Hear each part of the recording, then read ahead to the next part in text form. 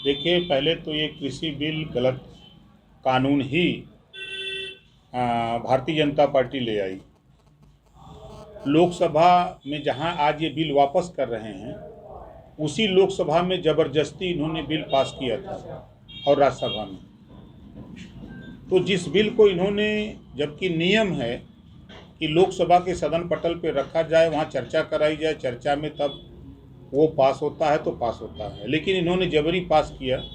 तो काले कानून बनने के बाद 1 साल लगातार लगभग किसानों ने आंदोलन किया।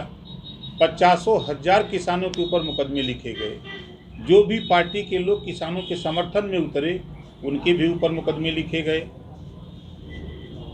भारतीय जनता पार्टी जीप चढ़ा करके 4-4 किसान, एक पत्रकार की हत्या करती है, जो वर्तमान केंद्रीय राज्य मंत्री हैं अजय मिश्रा टेनी, उनके बेटे के द्वारा। उसके एवज में 9 लोगों की हत्या होती है। आज तक तो उसको अपने मंत्रिमंडल में बनाए हुए हैं, जिसके ऊपर 302, 120 भी का मुकदमा पंजीकृत हो। अगर वहीं किसी गरीब कमज़ोर के ऊपर होता तो उठा के चढ़ दूसरे उसी दिन थाने में डाल दिया जाता। क्या है, उसको बर्खास्त करेंगे?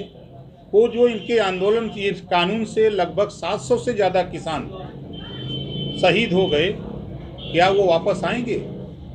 इनके इसी बिल वापस करने से जो 700 जवान किसान शहीद हो गए, वो तो वापस नहीं आएंगे।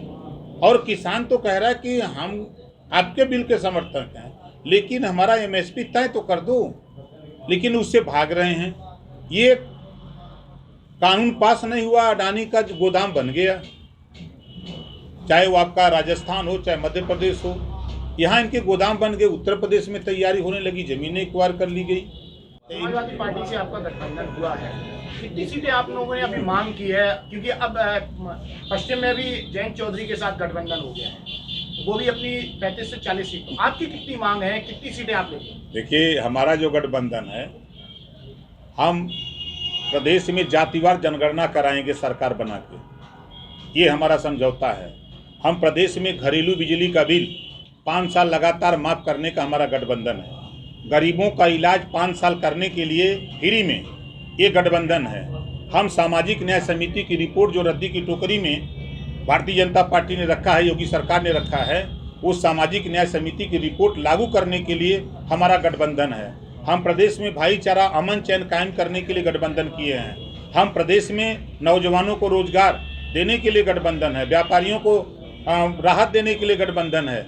हम किसानों को सहूलियत देने के लिए गठबंधन किए हैं। महंगाई कम करने के लिए किए हैं। भ्रष्टाचार कम करने के लिए गठबंधन किए हैं। सीट का हमारा झगड़ा नहीं रहता है।